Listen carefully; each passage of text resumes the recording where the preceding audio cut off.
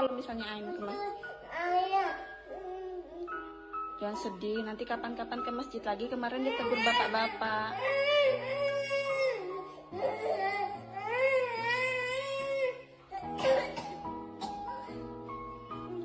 Ayo nonton tayo yuk.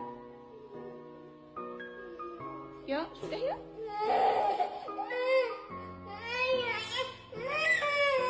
A great big bang and dinosaur firing radio and all unfortunately.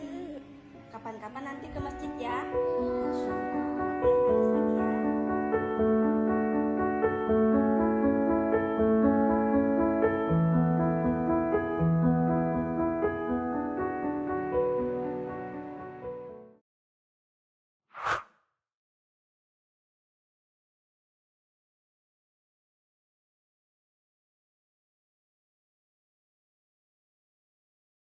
Assalamualaikum kaum muda semuanya. Kita bertemu kembali di episode ketiga kita. Jadi sudah tidak terasa sudah 3 kali pertemuan kita membahas tentang nilai-nilai Buya Hamka. Dan pada hari ini di episode ini kita akan fokus membahas tentang sesuatu yang mungkin agak sedikit sensitif, yaitu cukup sakral juga yang harus kita bahas pada hari ini tentang masjid ya. Karena kenapa kita harus membahas tentang masjid ini? Saya melihat ada sesuatu yang memang harus kita tuntaskan.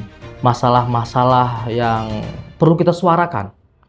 Yang dianggap selama ini terlalu gaduh dan dianggap sakral untuk diperbincangkan. Teman-teman semuanya, saya beberapa waktu yang lalu melaksanakan sholat Jumat di salah satu masjid. Dan ketika saya melaksanakan sholat Jumat itu, saya bersama anak saya. Dan saya mendengar salah seorang pengurus masjid ataupun takmir masjid itu mengumumkan secara lantang untuk meninggalkan anak-anak di rumah untuk tidak ikut ke masjid.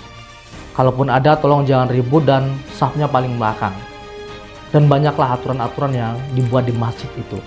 Saya agak tersentak dan kaget.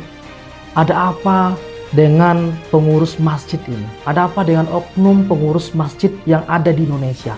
Maka hari ini kita akan bahas secara tuntas untuk melihat lebih jauh tentang masalah masjid yang ada di Indonesia. Saya ingin memulai dengan sebuah cerita atau bahkan ini informasi. Beberapa waktu lalu teman-teman bisa lihat di media sosial dihebohkan oleh video seorang bocah 3 tahun yang pulang dari masjid sambil terisak-isak. Ia menangis kencang bukan karena terjatuh atau kehilangan sesuatu, tapi karena dimarahi oleh seorang bapak pengurus masjid yang saat ia bermain di sana. Bocah itu tadinya begitu bersemangat diajak ayahnya untuk masjid untuk sholat. Namun baru saja melangkah riang di teras masjid, teguran keras menyambut dari pengurus masjid, oknum pengurus masjid. Ya, anak sekecil itu tentu akan kaget dan pecahlah tangisnya. Bayangkan semangat yang menggebu itu padam seketika. Itu membuat traumatik bagi anak untuk pergi ke rumah Tuhan, ke rumah Allah yang menjadi tempat inklusif. Bagaimana bisa berkumpul di sana. Dan kisah nyata ini menyentak nurani kita tentu. Betapa ironisnya rumah Allah yang seharusnya menjadi tempat paling ramah dan damai, itu membuat anak kecil trauma. Kita harus bertanya, mengapa hal seperti ini bisa terjadi? Di manakah hikmah ajaran Islam tentang kasih sayang yang diajarkan oleh Rasulullah, yang diajarkan oleh para nabi-nabi pendahulu? Itu membuat kita lupa akan hal tersebut. Itu bahkan rumah Allah menjadi beban untuk era sekarang. Ini menjadi catatan kita penting untuk kita lihat bersama-sama. Jangan sampai pembungkaman ini membuat masjid seperti rumah hantu, kosong melompong dan orang takut untuk masuk ke sana. Mari kita lihat data sebuah survei nasional oleh Dewan Masjid Indonesia tahun 2018, mungkin agak sedikit lama, tapi saya masih menganggapnya relevan. Jadi di data ini mengkhawatirkan ada 66,4% pemuda muslim di Indonesia mengakui tidak ke masjid setiap hari. Dan hanya 33,6% saja yang rutin untuk beribadah harian di masjid. Dan ini artinya 2 dari 3 anak muda itu jarang menyentuh masjid. Ini tentu menjadi pertanyaan, mengapa? Dan saya melihat salah satu jawabannya itu tersirat juga di survei yang sama. Hanya 33,2% anak muda merasa pengelolaan masjid kini mewakili aspirasi mereka.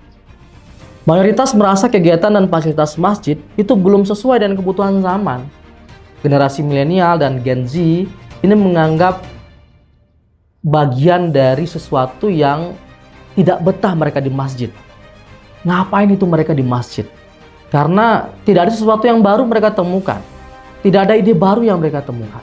Dan survei DMI, Dewan Masjid Indonesia itu menemukan hampir 74% pemuda itu ingin masjid mengadakan kegiatan usaha. Ada koperasi, wirausaha kecil, kemudian juga masalah tempat fitness, mungkin kebugaran yang ada di masjid. Apakah itu boleh di masjid? Ya tentu. Itu sudah dilihat bagaimana tempat masjid rumah Allah itu bisa digunakan untuk semuanya selama tidak mengganggu aktivitas ibadah.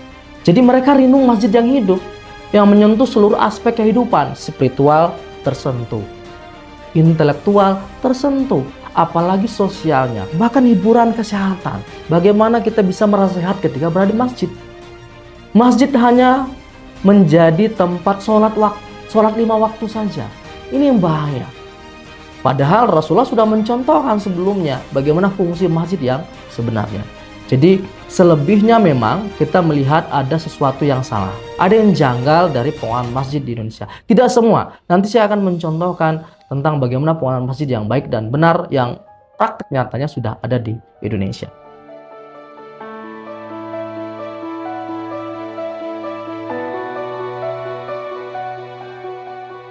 Sekarang coba kita renungkan sejenak. Apa ruginya sebenarnya jika masjid membuka diri untuk variasi kegiatan atau untuk semua jenis kegiatan yang baik yang bisa dilakukan di masjid?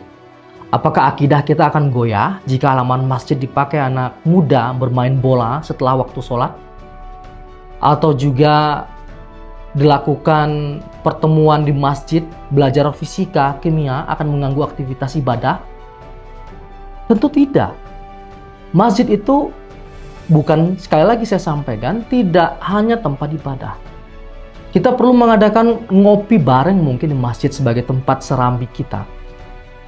Selama tidak melanggar syariat, kreativitas justru bisa memakmurkan masjid. Yang sering terjadi, kita bisa lihat ketakutan berlebihan dari pengurus yang menjadi penghalang.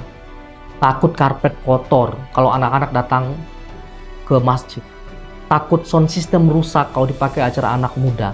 Atau sekedar takut kehilangan kendali atas zona zaman yang sudah mereka bangun tersebut. Sekali lagi saya sampaikan, ini oknum ya, bukan semua pengurus masjid tidak, tapi ini oknum pengurus masjid yang harus kita kritik. Kita harus memahami keinginan menjaga kesakralan masjid. Kita pahami itu. Tapi jangan sampai sikap kaku itu justru menjauhkan hati generasi penerus dari rumah yang sudah menjadi bagian tempat sejarah munculnya peradaban-peradaban di dunia, terutama untuk Islam ini. Sungguh tragis kita melihat anak kecil dimarahi hanya karena berlari di pelataran masjid. Saya sangat sedih sekali. Kemudian ada remaja masjid, anak-anak kecil ditegur keras juga karena pakaiannya tidak sesuai selera pengurus. Bayangkan luka hati yang dalam itu membuat orang trauma dan tidak mau lagi datang ke masjid. Mereka mungkin tidak berani protes, tapi pelan-pelan mereka akan pergi menarik diri, enggan untuk datang lagi. Akhirnya siapa yang rugi? Ya kita semua. Masjid kehilangan jemaah mudanya dan pemuda kehilangan arah karena jauh dari masjid. Buya Hamka sejak dulu sudah mengingatkan betapa sentralnya peran masjid dalam kehidupan sosial spiritual umat. Dalam buku yang beliau karang, Tafsir Al-Azhar, Buya Hamka menulis dengan tegas bahwa masjid jangan hanya jadi tempat ritual. Dia harus menjadi oase peradaban kemanusiaan. Di dalam masjid semestinya berdenyut kegiatan dakwah, pendidikan, hingga upaya meningkatkan kesejahteraan umat. Beliau mencontohkan zaman Nabi Muhammad di Masjid Nabawi difungsikan sebagai pusat pemerintahan, pendidikan, tempat musyawarah, hingga perlindungan bagi fakir miskin. Kemarin ketika saya pulang dari Masjid Nabawi, itu saya setelah sholat subuh, sholat zuhur, kemudian ya saya menemukan ada sekelompok kecil orang berkumpul di masjid tersebut sedang melakukan aktivitas belajar bersama. Belajar kimia, fisika di Masjid Nabawi. Ini kita baru masjid di Indonesia untuk menutup diri. Sedangkan Masjid Nabawi itu membuka diri untuk kita. Belum lagi masjid yang lain, Masjid Kuba, itu juga seperti itu. Dan ini yang perlu menjadi perhatian bersama.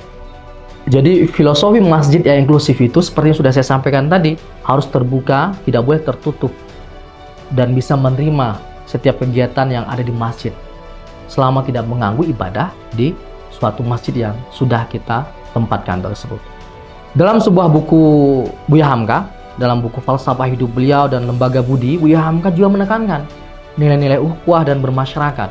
Agama tidak hanya tentang hablum minallah, hubungan dengan Tuhan saja, tapi juga hablum minan nas, hubungan dengan manusia. Dan masjid adalah titik temu keduanya. Jadi pertemuan antara hablum minallah dan hablum minan nas itu adalah masjid. Dia sebagai titik temu dan masjid sebagai jantung masyarakat. Jadi kata Buya Hamka, yang menjadi semangat kita itu yaitu tadi tentang kebutuhan rohani, fisik dan sosial sekaligus itu menyatu. Di mana tempat bersatunya? Yaitu di masjid. Buya Hamka juga pernah mencontohkan, beliau pernah menjadi pengelola masjid, memakmurkan masjid ketika itu di Masjid Al-Azhar di Jakarta, masjid yang besar di Kebayoran Baru, dan masjid tersebut berdiri di tahun 1958 ya. Dan Buya Hamka ketika itu mengisinya dengan berbagai aktivitas bermanfaat, salat wajib berjamaah, kemudian juga majelis taklim, sekolah dari tingkat TK sampai SMA didirikan di lingkungan masjid. Ada perpustakaan dengan buku agama dan sains. Buya Hamka melakukan itu. Bahkan beliau menerbitkan majalah Panji Masyarakat. Nah, ini bagian yang sangat penting dilakukan oleh Buya Hamka. Jadi coba kita lihat, inilah yang menjadi masjid yang disebut sebagai living center umat. Tempat anak-anak bermain dan belajar, tempat orang tua menimba ilmu, dan juga tempat kita semua berkumpul. Tempat kita merasa ini rumah kita sendiri. Bagi Buya Hamka, memakmurkan masjid berarti membuka pintu lebar-lebar bagi siapapun yang ingin berbuat kebaikan. Nilai-inilah yang mesti kita pegang. Masjid adalah milik umat, bukan milik pengurus masjid saja. Sekarang mari kita coba lihat contoh nyata. Tadi saya sudah menjanjikan akan memberikan contoh nyata masjid yang sukses mengelola bagaimana rumah Allah yang baik dan benar gitu. Di Indonesia saya mendapatkan 2-3 contoh masjid yang sukses, yaitu Masjid Jogokarian di Yogyakarta dan juga Masjid Sejuta Pemuda atau Masjid Atin di Sukabumi. Dan saya meyakini teman-teman semuanya sudah paham dan tahu Masjid Jogokarian karena sudah sangat terkenal ya. Bahkan sempat viral belakangan ini tentang bagi buka puasa bersama di kawasan masjid tersebut yang melimpah ruah jamaahnya. Masjid ini kelihatan biasa-biasa saja, hidup bahkan berdiri di tengah perkampungan masyarakat biasa, tapi jemaahnya luar biasa banyak. Gitu ya. Apa rahasianya? Pengurusnya di sana itu mau berubah dan berinovasi. Mereka aktif mendata warga sekitar, siapa yang belum sholat berjamaah, siapa yang perlu bantuan. Kemudian mereka catat semua. Dan mereka undang, sambangi, kemudian dibantu para jemaah tersebut. Remaja masjid diberi peran yang sangat besar menjalankan program. Setiap pekan ada kajian kreatif, ada pelatihan, keterampilan, bakti sosial, turnamen futsal, olahraga, dan semuanya dilakukan oleh masjid tersebut. Bahkan saldo mereka diupayakan harus 0 supaya bisa digunakan semaksimal mungkin untuk kebermanfaatan bersama untuk jamaah yang ada di Masjid Jogokarian itu. Coba, bangga tidak kita punya masjid seperti itu? Biasa masjidnya, tidak terlalu megah di tengah perkampungan, tapi manfaatnya itu luar biasa. Masjid Jogokarian itu selalu penuh jemaahnya loh. Tak terkecuali sholat subuh. Jika di banyak masjid lain sholat subuh hanya segelintir orang, di Jogokarian itu pernah tercapai jemaah subuh hingga 10-14 saf baris, atau sekitar 50-75% dari jemaah salat Jumat. Angka yang fantastis. Artinya ini kaum muda yang biasanya hanya ramai di Jumat siang, di Jogokarian mereka bangun pagi datang ke masjid. Kenapa? Karena mereka merasa dilibatkan dan dibutuhkan.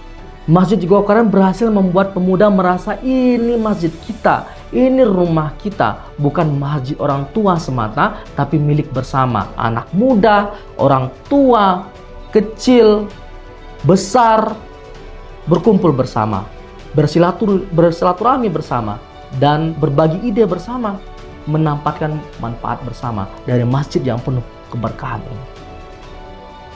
Dan yang kedua ada Masjid Sejuta Pemuda namanya. Jadi mungkin teman-teman sudah sering melihat bahkan mendengar di media-media sosial yang sering viral di TikTok, masjid seperti kafe. Masjid ini tidak terlalu mewah, berdiri di kawasan sama di kampung yang ada di Sukabumi gitu ya. Masjid ini dikelola oleh anak muda zaman sekarang untuk nongkrong santai dan terbuka 24 jam.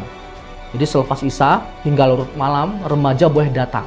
Siapapun, bukan hanya remaja ya, siapapun boleh datang, diskusi, singgah, ngobrol di area masjid yang ada di Masjid Sejuta Pemuda ini. Kita diberikan kopi gratis ala kafe, ada minibarnya juga gitu ya. Dan juga minuman ringan, cemilan ringan yang bisa kita gunakan, kita nikmati bersama di masjid yang ada di Sukabumi tersebut. Jadi coba kita bayangkan, kita ngopi gratis di depan masjid, di dalam masjid, pelayanan istimewa yang mungkin terdengar agak aneh, tapi justru efektif menarik anak muda. Tidak hanya itu, masjid ini juga membolehkan musafir menginap dengan fasilitas yang memadai, ada kasurnya, ada bantalnya, seperti rumah singgah lah ya. Bahkan di sana juga anak-anak muda atau pengurus Masjid Sejuta Pemuda ini sering juga berjualan di depan masjid, jualan sayur mayur yang digunakan untuk kebutuhan yang membuat masjid itu bisa lebih baik ke depan. Ini luar biasa konsepnya, jadi orang-orang tertarik untuk datang ke masjid tersebut begitu ya. Kedua masjid tersebut itu memberikan kita pelajaran yang sangat berharga. Pertama, perubahan positif itu mungkin dan sudah terjadi. Masjid Jogokarian dan Masjid Sejuta Pemuda membuktikan bahwa ketika pengurus mau membuka diri, masjid bisa kembali menjadi magnet bagi generasi muda. Dan kedua, tidak ada tradisi yang baik yang ditinggalkan. Sholat 5 waktu tetap tegak. Pengajian malah makin semarak. Yang ditinggalkan justru ego dan keangkuhan dalam kita mengelola masjid. Pengurus di sana itu tidak anti kritik. Mereka mendengar keluhan anak muda dan menjawabnya dengan aksi yang nyata. Poin ketiga, kreativitas tentu adalah kunci dalam pengelolaan masjid. Cara dakwah untuk generasi kini tentu berbeda formatnya dengan generasi dulu. Selama esensi ajarannya terjaga, bungkus yang menarik justru sunnah dari Rasulullah. Bukankah Rasulullah mengatakan kita untuk menggunakan cara yang berbeda untuk mengajak berbagai kalangan? Islam itu luas loh dan penuh kasih sayang. Maka manajemen masjid pun seharusnya mencerminkan keluasan dan kasih sayang tersebut. Miris rasanya membayangkan lampu masjid yang padam karena tak ada penerus muda ataupun tidak ada pengurus yang muda yang mau hadir di masjid kita. Kita tentu tak ingin melihat masjid-masjid kita kelak kosong ditelan oleh zaman ini. Hanya megah bangunannya tapi sunyi jamaahnya. Generasi muda adalah penerus estafet iman, penerus estafet kita semua. Mereka bukan musuh yang harus dijauhi, melainkan anak-anak kita sendiri yang harus dirangkul. Jika ada kekurangan, kita pandu mereka, kita beri pemahaman mereka, bukan membuat mereka alergi dengan masjid. Mari kita jadikan masjid itu benar-benar sebagai rumah Allah yang dirindukan setiap hamba-hambanya, setiap kita semua. Tempat di mana setiap generasi tua, muda, bahkan kecil merasa diterima, dicintai dan dibimbing, diayomi bersama-sama. Jika itu terwujud, insya Allah dari masjid ini kita akan menemukan, akan lahir generasi emas yang teguh imannya dan akhlaknya untuk meneruskan estafet Islam dengan penuh rasa cinta dan kedamaian. Stay muda dan stay berarti.